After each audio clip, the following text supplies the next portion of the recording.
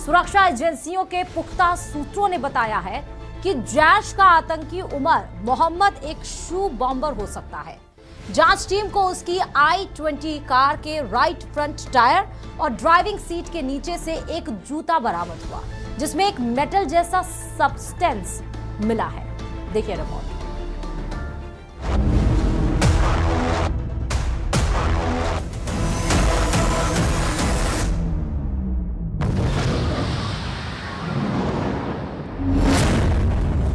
लाल किले के सामने ब्लास्ट में शू बॉम्बर का बहुत बड़ा खुलासा।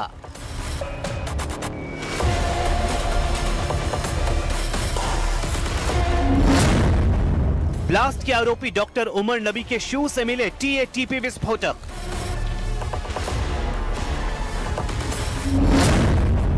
डॉक्टर उमर के शू बॉम्बर होने के सबूत। ब्लास्ट में अमोनियम नाइट्रेट भी इस्तेमाल।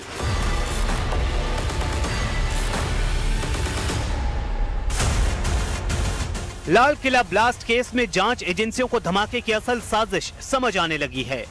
सुरक्षा एजेंसियों के पुख्ता सूत्रों के मुताबिक जैश का आतंकी उमर मोहम्मद एक शू बॉम्बर हो सकता है।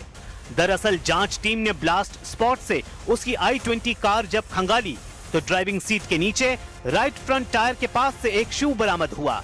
इसी शू के अंदर एक मेटल जैसा सब्सटेंस मिला है, जो ब्लास्ट में इस्तेमाल होने की आशंका को मजबूत करता है।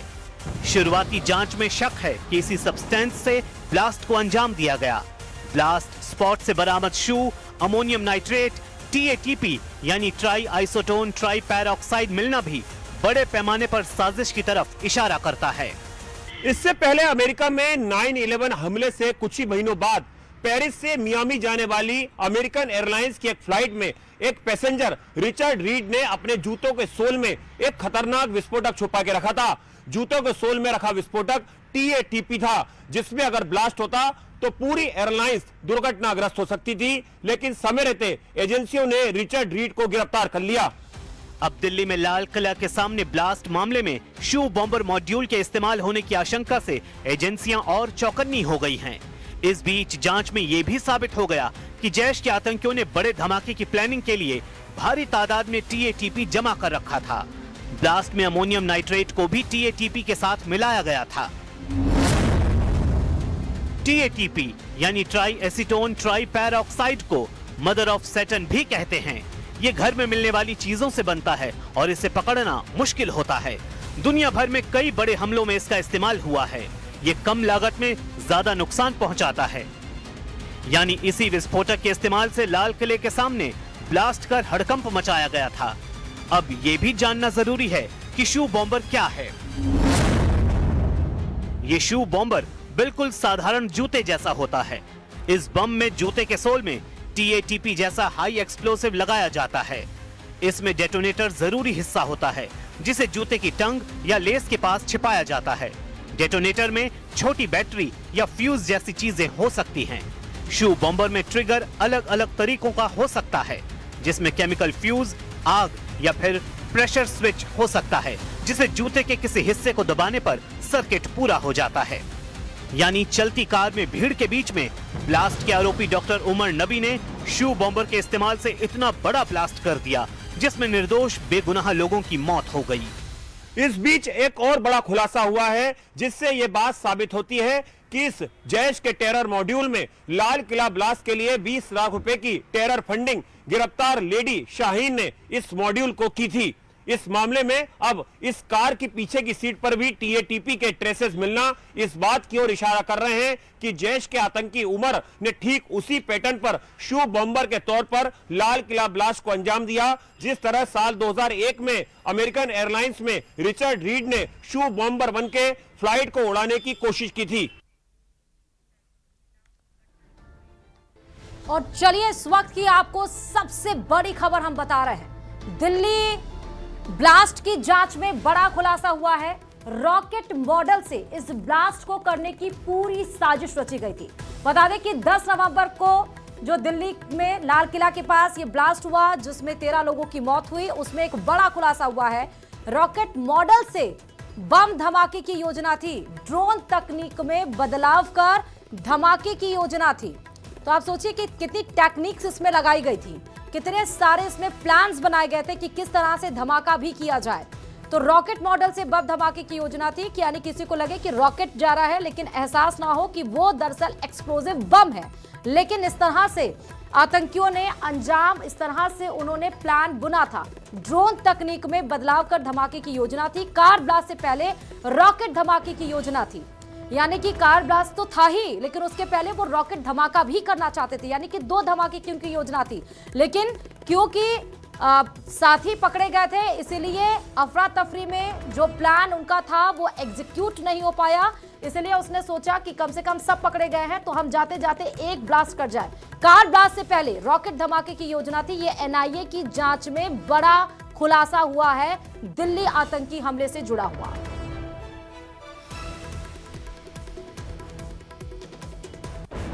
तो i20 सफेद कलर की कार जहां राजधानी दिल्ली में लाल किले के पास 10 नवंबर को 6:52 में जोरदार धमाका होता है, जिसमें कई गाड़ियां उसकी चपेट में आ जाती हैं, कई सारे ऑटो रिक्शे, बाइक आ जाते हैं उसकी चपेट में, भारी नुकसान होता है। तो उसमें 13 लोगों की जान चली जाती है, 20 जन घायल हैं जिनका इलाज चल रहा है LNJP अस्पताल में। और अब इस मामले में लगातार कार्रवाई तेजी से आगे बढ़ रही है और हर रोज इसमें बड़े बड़े खुलासे हो रहे हैं। एक बहुत बड़ा अपडेट इस दिल्ली आतंकी हमले में निकलकर सामने आया कि उनकी योजना ड्रोन तकनीक में बदलाव कर धमाके की योजना थी। कार ब्लास्ट से पहले वो रॉकेट धमाके की योजना थी उनकी। और अब बात सीधे जिहादी शाहीन की। जी हां, डॉक्टर शाहीन दिल्ली धमाके की एक ऐसी कड़ी है जिसके तार एक नहीं बल्कि कई लोगों से जुड़े हैं। जांच एजेंसियों की जांच से तो ऐसा लगता है कि डॉक्टर शाहीन उत्तर प्रदेश को बारूद के ढेर पर बिठाना चाहती थी और वहां से आतंकियों को देश के अलग अलग हिस्सों में भेजकर तांडव करना चाहती थी। सूत्रों के मुताबिक इसके लिए विदेश से फंडिंग आ रही थी। डॉक्टर शाहीन बार बार पासपोर्ट अपडेट करवाकर विदेश भी जा रही थी, 7 बैंक खाते भी खुलवा रही थी। यानी शातिर शाहीन के दिमाग में कई शैतानी प्लान थे। देखिए रिपोर्ट।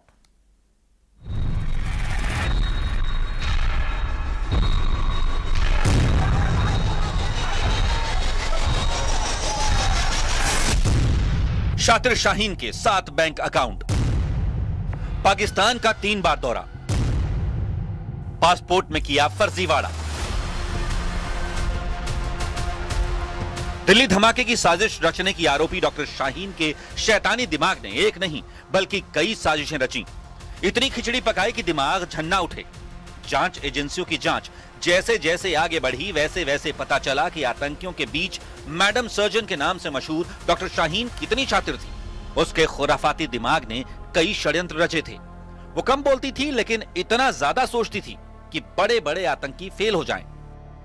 दिल्ली धमाके की जांच के दौरान ये बात पक्की होती चली गई। यूपी एटीएस अब तक उत्तर प्रदेश में करीब 50 लोगों से पूछताछ कर चुकी है, जिनके नाम और नंबर डॉक्टर परवेज और डॉक्टर शाहीन के मोबाइल की कॉल रिकॉर्ड से मिले हैं। राजधानी लखनऊ के बारा इलाके में भी करीब 1 दर्जन से ज्यादा लोगों से यूपी एटीएस ने पूछताछ की है। इसी इलाके के एक भाई बहन से भी यूपी एटीएस ने पूछताछ की है। हालांकि एटीएस के सोर्सेस का ये कहना है कि अभी तक इन पूछताछ में उन्हें कुछ खास हासिल नहीं हुआ है। सूत्रों के मुताबिक पता चला कि डॉक्टर शाहीन के पास 1, 2 नहीं 7 बैंक अकाउंट थे। इनमें 3 कानपुर में और 2 लखनऊ में थे। सूत्रों ने बताया कि इन बैंक खातों से करीब 1.5 करोड़ रुपए का लेन देन हुआ। डॉक्टर शाहीन के पासपोर्ट से यह साफ हुआ कि वो 6 बार विदेश जा चुकी थी। 2013 में एक बार थाईलैंड की यात्रा भी डॉक्टर शाहीन ने की थी।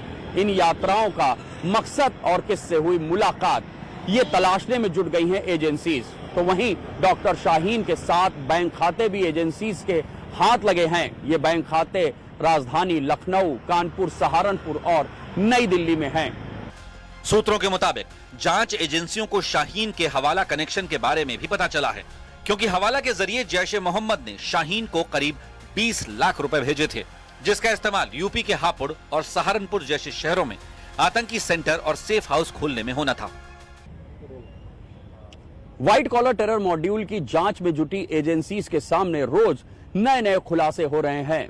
एजेंसी सोर्सेस की माने तो अपने भाई डॉक्टर परवेज के साथ मिलकर डॉक्टर शाहीन चला रही थी जिहाद की पाठशाला।